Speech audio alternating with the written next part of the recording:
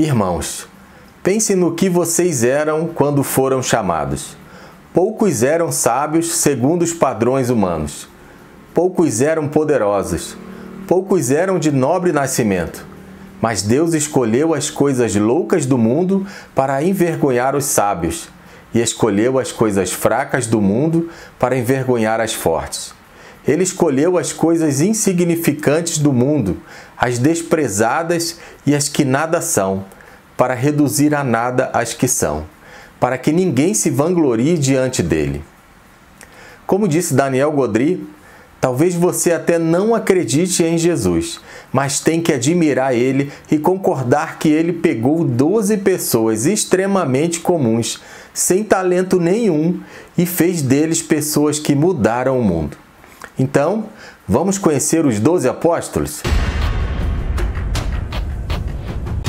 Oi pessoal, meu nome é Marcelo Souza e esse é o nosso tema de hoje, que foi sugerido pelo meu grande amigo Paulo Botelho, que mora lá em Salinópolis, no Pará. É uma cidade com praias maravilhosas, não deixe de conhecer. Só tem uma coisa, toma cuidado com o teu carro na praia, senão a maré vai levar.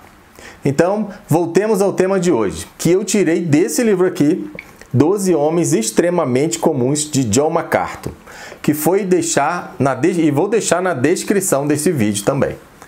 Pois bem, a seleção dos 12 apóstolos ocorreu no momento em que Jesus foi confrontado com a iminência de sua morte. Havia sentido a hostilidade crescente dos líderes religiosos. Sabia que sua missão terrena iria culminar com a morte, a ressurreição e a ascensão. Desse ponto em diante, todo o caráter de seu ministério mudou. Sua maior prioridade passou a ser o treinamento dos homens que seriam os principais porta-vozes do Evangelho, depois que ele partisse. E como foi que Cristo os escolheu? Começou afastando-se para ter comunhão com seu Pai. Ele costumava sair sem ser notado para ficar sozinho e falar com seu Pai. Vale ressaltar porque ele se ausentava para orar se ele já fazia muitos milagres. É porque a oração não é só para pedir, mas também para saber a vontade do Pai e entrar em comunhão com Ele. Cristo iria escolher homens cuja importância era tal que foi preciso de 10 a 12 horas preparando-se para essa seleção. O que pedia em sua oração? Clareza sobre quem escolher? Creio que não. Como Deus onisciente é encarnado, a vontade divina não era mistério para ele. Sem dúvida, estava orando para os homens que em breve iria eleger, comunicando-se com o Pai sobre a sabedoria absoluta de sua escolha e intercedendo por eles, de acordo com seu papel de mediador. Mas ainda era preciso treinar os discípulos. Todas as fraquezas e os defeitos humanos pareciam obscurecer seu potencial. O tempo era curto. Eles já haviam renunciado quaisquer que fossem as suas ocupações nas quais eram aptos. Haviam abandonado as redes e deixado as lavouras e coletorias de impostos para trás. Haviam abdicado de tudo que conheciam a fim de serem treinados em uma ocupação para a qual não possuíam nenhuma aptidão natural. No entanto, quando renunciaram às suas atividades, de modo algum ficaram desocupados. Tornaram-se estudantes, aprendizes de tempo integral, discípulos. Nos 18 meses seguintes, sua vida seria ocupada com treinamentos ainda mais intensivos. O melhor ensino de seminário de todos os tempos. Tinham o exemplo de Cristo permanentemente diante deles.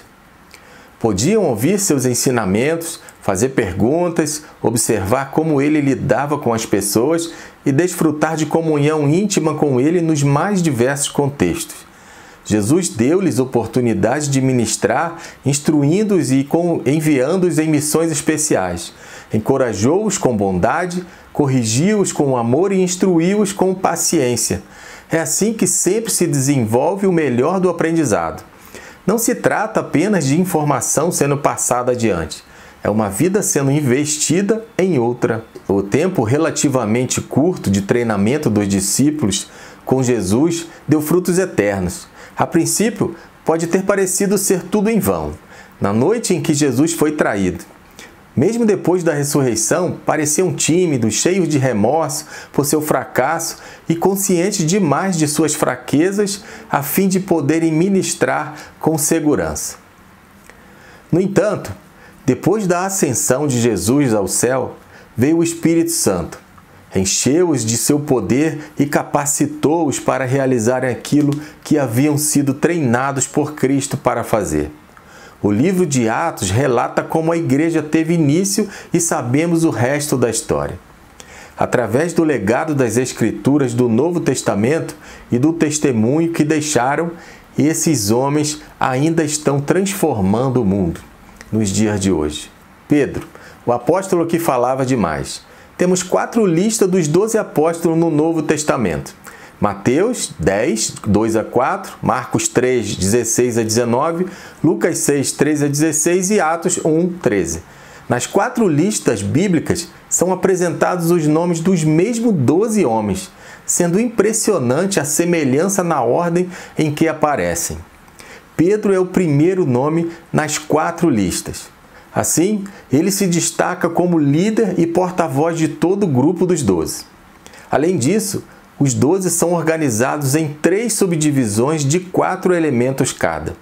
Na primeira, encontram-se sempre Pedro como o primeiro da lista, seguido de André, Tiago e João. O segundo grupo é sempre formado por Filipe, em primeiro lugar, e inclui Bartolomeu, Mateus e Tomé. Tiago, filho de Alfeu, sempre aparece no início do terceiro grupo, que também inclui Simão, o Zelote, Judas, filho de Tiago, chamado de Tadeu em Mateus e Marcos, e por fim, Judas Iscariotes.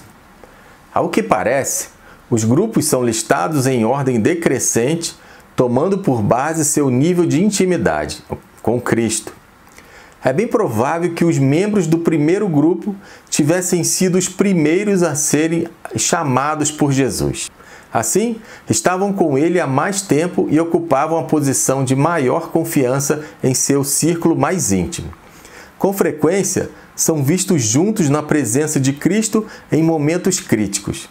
Dos 4 membros do primeiro grupo, 3, Pedro, Tiago e João, formam um círculo ainda mais íntimo. Esses 3 veem-se com Jesus nos principais acontecimentos de seu ministério. Quando os outros apóstolos não estão presentes ou não se encontram tão próximos. Os 3 estavam, por exemplo, no Monte da Transfiguração e no lugar mais interior do Getsêmani. O segundo grupo não era assim tão chegado, mas ainda é composto de figuras importantes dos relatos dos evangelhos. O terceiro grupo é mais distante e seus membros raramente são mencionados nos relatos do ministério de Cristo.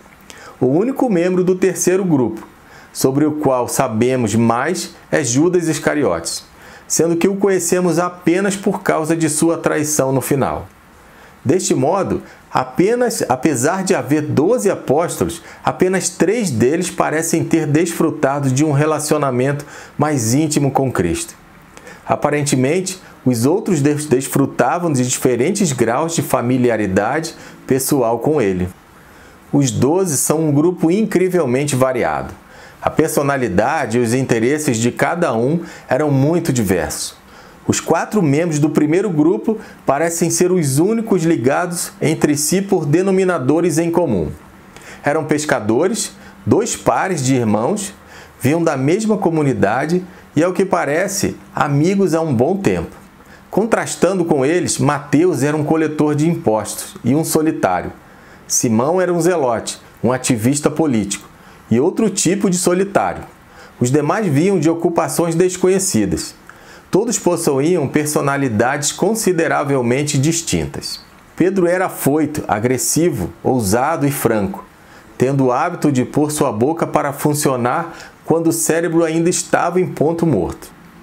João, por outro lado, era de poucas palavras. Nos 12 primeiros capítulos de Atos, ele e Pedro são companheiros constantes, mas em nenhum momento é registrado alguma palavra de João. Bartolomeu, também conhecido às vezes como Natanael, era um crente verdadeiro, confessando abertamente sua fé em Cristo e não tardando em crer. É significativo o fato de estar no mesmo grupo e às vezes aparecer junto de Tomé, que era abertamente cético e desconfiado e queria provas de tudo. Mateus, às vezes chamado de Levi, o ex-coletor de impostos, era considerado uma das pessoas mais desprezíveis de Israel, antes de Jesus chamá-lo. Ele trabalhava com o governo romano, extorquindo tributos de seu próprio povo, os quais serviam para pagar o exército romano. O menos conhecido dos Simões, por outro lado, é chamado de Zelote. Os Zelotes eram um partido político ilegal que levavam ao extremo seu ódio contra Roma e conspiravam para depor o governo romano. Muitos deles eram violentos e fora da lei. Uma vez que não possuíam um exército, os Zelotes lançavam mão de sabotagem e assassinatos para alcançarem seus objetivos políticos. Na realidade, não passavam de terroristas. Uma facção dos Zelotes era conhecida como Sicarii, literalmente homens de adagas, por causa das pequenas lâminas curvas que carregavam consigo. Escondiam essas armas sob seus mantos e usavam-nas para se livrarem de pessoas que consideravam inimigos políticos, como os coletores de impostos. Imagina como Mateus ficava olhando para ele. Os soldados eram os alvos preferidos para esses assassinatos. Normalmente, os Sicarii realizavam essas execuções em eventos públicos a fim de gerar ainda mais medo. O fato de Mateus, um ex-coletor de impostos, e Simão, um ex-zelote, serem capazes de fazer parte do mesmo grupo é prova do poder que a graça de Cristo tem de transformar vidas. Interessante que os homens-chave do primeiro e segundo grupo de apóstolos foram chamados logo no início do ministério de Cristo. João 1:35-42 descreve como Jesus chamou João e André. Eles, por sua vez, trouxeram Pedro, irmão de André, naquele mesmo dia. Tiago, o outro membro desse grupo, era irmão de João, de modo que, sem dúvida, André e João também o levaram a Cristo. Em outras palavras, a relação do primeiro grupo com Jesus vinha desde o começo de seu ministério público. João 1:43-55 descreve ainda o chamado de Filipe e Natanael, também conhecido como Bartolomeu. Foram chamados no dia imediato. Assim, a história desse grupo teve sua origem igualmente no início do ministério de Jesus. Eram homens que conheciam bem a Jesus e que o seguiam de perto durante um longo tempo. A primeira pessoa do primeiro grupo, o homem que se tornou porta-voz e líder dos demais, era Simão, a quem Jesus acrescentou o nome de Pedro. Mas esses nós veremos no próximo vídeo. Agora, vou deixar na descrição desse vídeo o link do livro 12 Homens Extremamente Comuns, de John MacArthur, que fala sobre o que acabei de mostrar para vocês, que você vai poder adquirir e conhecer com muito mais detalhe todos os apóstolos. Importante, eu sempre leio e passo o texto do livro que estou lendo para várias pessoas diariamente. Atualmente, estou lendo o livro de Santa Catarina de Sena, O Diálogo, que também vou deixar o link na descrição. Portanto, se você quiser receber os textos, diga "eu quero" nos comentários e manda uma mensagem para o número WhatsApp que vou deixar na descrição deste vídeo. Então, se você gostou desse vídeo, me dê essa moral, compartilhe, comente, dê um like e se inscreva no canal.